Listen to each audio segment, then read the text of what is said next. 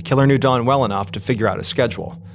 They knew he was due to drop his daughter off at her mother's that evening, and that he'd be coming home alone after that, and that before he went to bed, he would go into the garage to smoke a cigarette. The killer clutched a tire thumper in their hand, which is a small wooden bat used to check tire pressure, and as they clutched it, they felt their heart race with anticipation. Finally, just before 8 p.m., Don came back, and while he was out fixing the trash can, the killer snuck into the garage. They hid behind a vehicle as Don walked back up the driveway and pressed a button to close the garage door and then open the door to his own townhouse.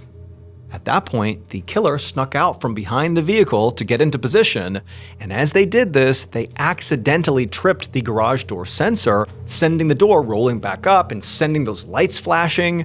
And so thinking fast, the killer rushed over to the panel on the wall and pressed the button again to close the garage door. Then they held their breath, listening for any movement inside the townhouse that would suggest Don was like, "What's going on?" and coming out to check. But Don didn't seem to notice. And so the killer breathed out a sigh of relief and took their position near the door. And then after a while, the doorknob jiggled, and the killer realized this was it.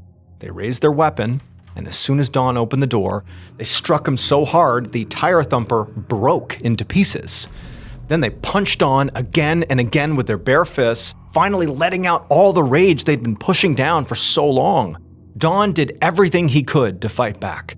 I mean, he had turned his life around. He had a daughter that he loved, that he was trying to build an amazing life with. He was not just going to give up here. And so as valiantly as he could, he fought the killer.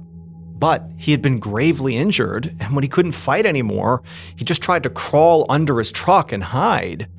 But the killer pulled him out and landed one last punch to his face. Don stopped moving, and at that point, the killer wrapped their hands around his throat and they squeezed. But the killer wasn't done.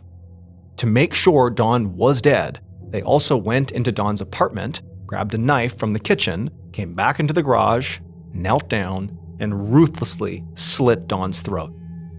Blood ran out of the wound and poured onto the concrete. The killer found some bleach inside and tried to clean up the mess as best as they could, but they left behind one crucial piece of evidence.